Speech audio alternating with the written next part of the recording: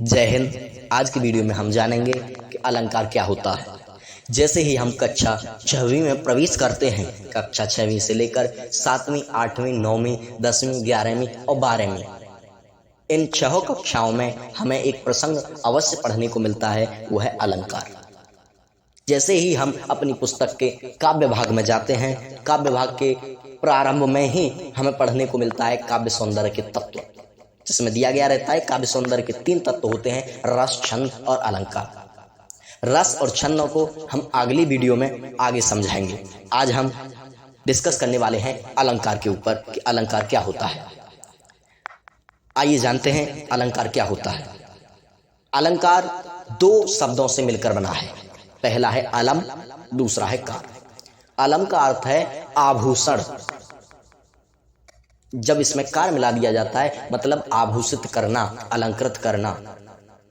अब ये किसको आभूषित अलंकृत करेगा? तो जाहिर सी बात है काव्य सौंदर्य का तत्व है, काव्य साहित्य के सौंदर्य का तत्व है, तो एक काव्य को ही अलंकृत करेगा। जैसे कि कोई आभूषण स्त्री को आभूषित करता है, उससे उसकी सुंदरता को बढ़ाता है, उसे अलंकृत करता है, ठीक वैसे ही अलंकार काव्य को अलंकृत करता है।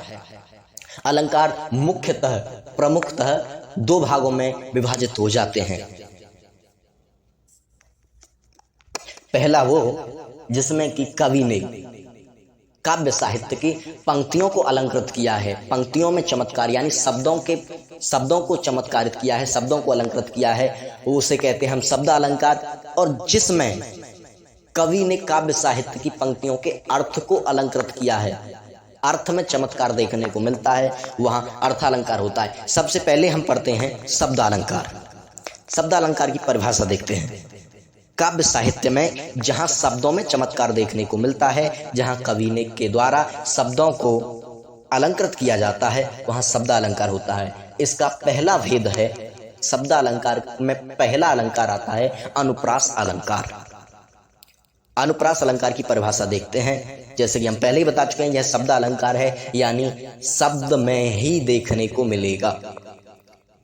इसकी परिभाषा है काव्य साहित्य की पंक्ति में यदि कोई वर्ण बार बार आता है। देखिए मैंने जितनी भी परिभाषाएं यहाँ अलंकारों की बनाई हैं, सब में आपको 2 शब्द अवश्य देखने को मिलेंगे। पहला है काव्य और दूसरा है साहित्य। काव्य साहित्य का अर्थ है हम जो पढ़ते हैं, एक होता है गद्य साहित्य, एक काव्य साहित्य। हम जिस अलंकार की बात करने वाले हैं वो आपको पद्य साहित्य यानी काव्य साहित्य में ही मिलेगा, इसलिए ये काव्य साहित्य यहाँ लगा हुआ है। आगे है काव्य साहित्य की पंक्तियों में यदि कोई वर्ण बार बार आता है, किसी वर्ण की बात हुई है यहाँ। जैसे देखते हैं, एक पंक्ति लेते हैं, चारु चंद की चंचल किरणें खेल रही हैं जलथल में। अब यहाँ से पहली पंक्ति में हम ये देखेंगे कि चार में पहले चा गया, चंद में फिर चा गया और चंचल में फिर से चा गया, यानी 2 से अधिक बार आना चाहिए था और यहाँ 3 यानी अधिक बार आ गया। बस यही तो अनुप्रास अलंकार है। एक और उदाहरण लेते हैं, मधुर मधुर मुस्कान मनोहर। पहले मधुर में एक माँ, दूसरे मधुर में फिर से वर्ण माँ, तीसरे मुस्कान में फिर से माँ और चौथे मनोहर में फिर से माँ, यानी 4 बार माँ आ गया, अधिक बार माँ आ गया। बस यही तो अनुप्रास अलंकार है। आगे बढ़ते हैं। आगे आता है नंबर 2 पर यमक अलंकार। परिभाषा देखते हैं। काव्य साहित्य की पंक्ति में एक ही शब्द अधिक बार अधिक अर्थों के मकसद से प्रयुक्त किया जाता है। समझे नहीं समझे? चलिए समझाते हैं। यानी काव्य साहित्य की कोई एक पंक्ति है जिसमें एक शब्द, पूरे शब्द की बात हो रही है, एक पूरे शब्द को उस पंक्ति में कहीं भी, एक ही पंक्ति में कहीं भी 2 बार प्रयोग किया जा सकता है। और 2 बार प्रयोग किस मकसद से किया जाता है? यदि उसका कोई अर्थ देखे तो दोनों शब्दों का अर्थ भिन्न भिन्न हो, अलग अलग हो, वहां कौन सा अलंकार होता है? आपका यमक अलंकार होता है। जैसे कि उदाहरण के तौर पर देखते हैं, काली घटा का घमंड घटा। अब पहले 2 बार यहाँ घटा घटा आया है, एक काली घटा, एक घमंड घटा।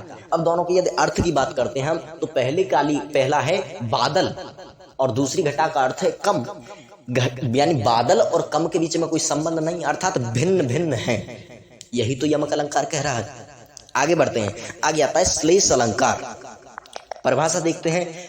काव्य साहित्य में एक शब्द को पंक्ति के अनेक अर्थों में सुमेलित करने के मकसद से प्रयोग किया जाता है। समझे नहीं समझे? चलिए हम समझाते हैं। काव्य साहित्य की कोई एक पंक्ति है जिसमें कि एक शब्द को इस हिसाब से सुमेलित किया गया है कि वो कैसा काम करेगा, ठीक वैसा काम करेगा जैसे दो गांवों को जोड़ने के लिए एक नदी पर बना पुल। नहीं समझे? उदाहरण से समझते हैं। कदली सीप भुजंग मुख स्वात, इसे अंडरलाइन कर लीजिए। एक गुण तीन जैसी संगत बैठिए तैसो ही फलुदीन। यहां हम देखते हैं कि प्रयुक्त पूरी पंक्ति को अंडरलाइन स्वाति के माध्यम से जोड़ा गया है। अब आपका श्लेष अलंकार कहता है कि शब्द का प्रयोग एक बार हुआ है, क्योंकि वो जोड़ रहा है तो उसके अर्थ अलग अलग होंगे, यानी एक से अधिक बार होंगे। इसके अर्थ को देखते हैं, क्या इसके अर्थ अलग अलग हैं? तो इसका अर्थ है, इसके तीन अर्थ लिख रहेंगे स्वाति के। पहला अर्थ, स्वाति नक्षत्र की बूंद यदि कदली यानी केले पर पड़े तो कपास बन जाती है। पहला क्या हुआ? पहला इसका अर्थ है कपास, जो कि कदली यानी केले के लिए है। दूसरे इसका अर्थ क्या निकलता है? सीप यानी मछली, मछली के मुंह पड़ जाए तो क्या? मोती। दूसरे का अर्थ मोती निकला। और तीसरा क्या आया? भुजंग यानी सर्प, यदि वो भुजंग के मुंह पड़ जाए तो विष, यानी मोती, कपास और विष, यानी इसके अर्थ तीनों अलग अलग हैं। बस यही तो श्लेष अलंकार कहता है।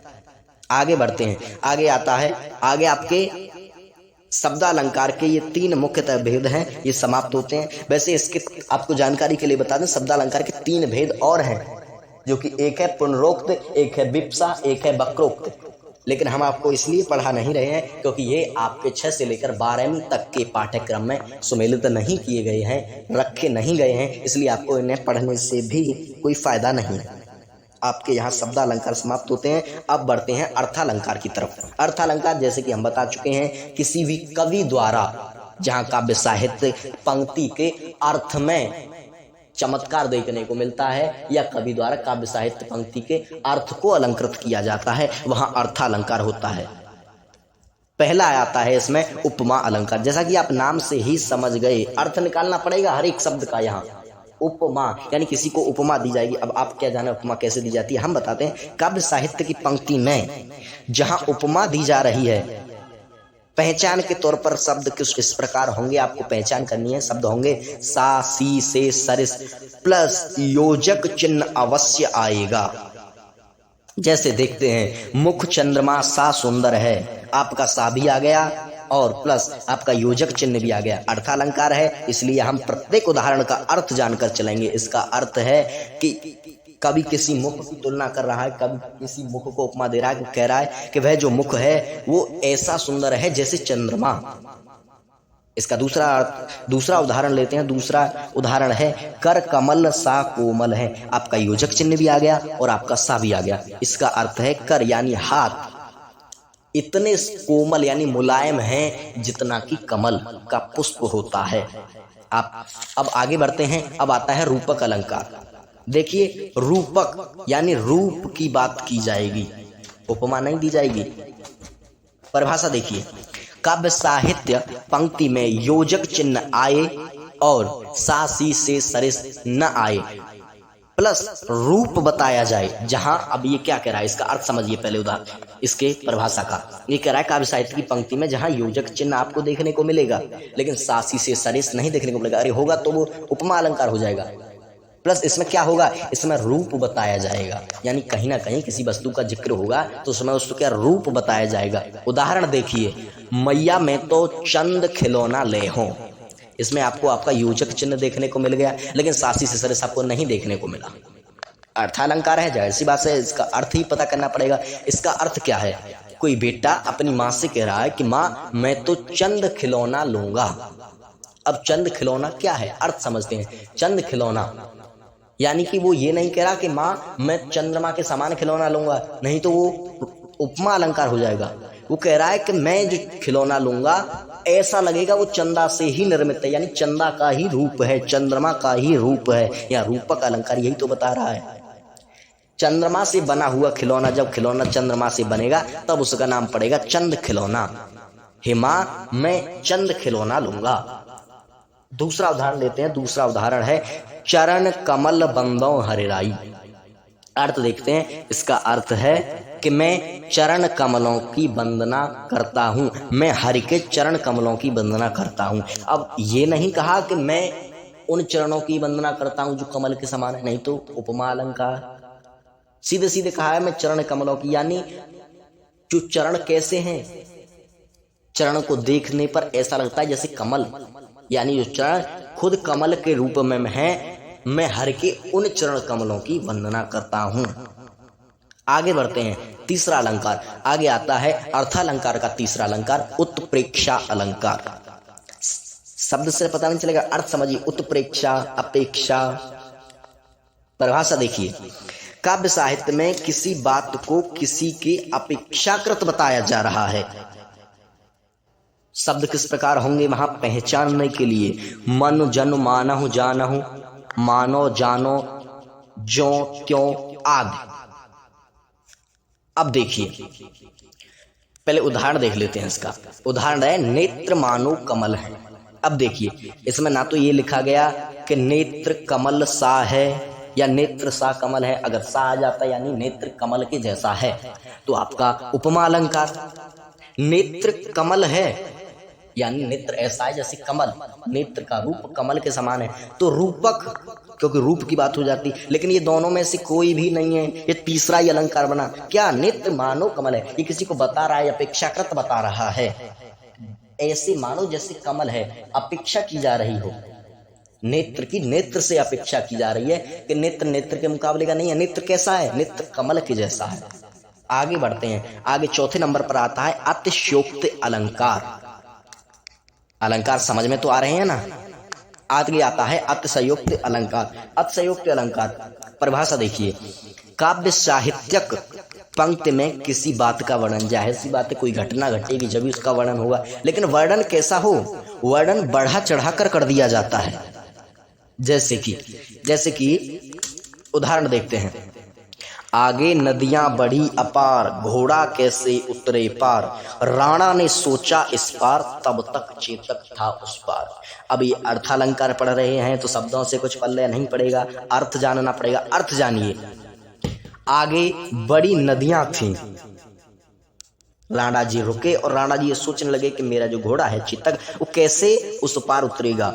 अभी राणा जी इस पार खड़े होकर बस यही सोच रहे थे, तब तक क्या हुआ, चेतक जो राणा जी का घोड़ा था वो नदी के उस पार खड़ा हो गया। अब आप सोचने वाली बात है, सोचिए, जब घोड़ा चला तो राणा जी को पता नहीं चला होगा कि ये नदी पार कर रहा है। मैं कोई टिप्पणी नहीं कर रहा हूं, बस यही तो अतिशयोक्ति अलंकार है, किसी बात को बढ़ा चढ़ाकर कहना। अब पांचवें नंबर पर आता है मानवीकरण अलंकार। चलो इसका एक और उदाहरण तुम्हें लेके समझाते हैं अतिशयोक्ति अलंकार का, बढ़ा चढ़ाकर कहना। रामचरितमानस से एक उदाहरण लेते हैं।